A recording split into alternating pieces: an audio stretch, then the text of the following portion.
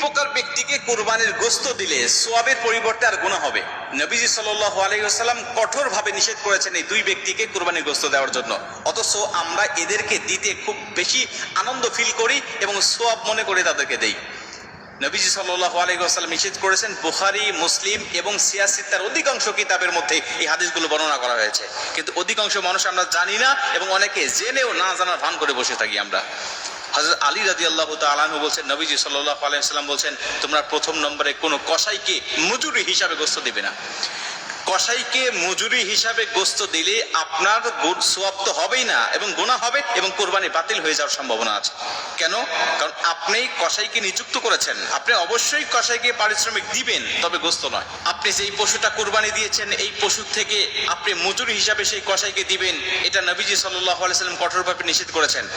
আপনি কসাইকে নিযুক্ত করার পূর্বে তার সাথে আপনাকে চুক্তি করতে হবে।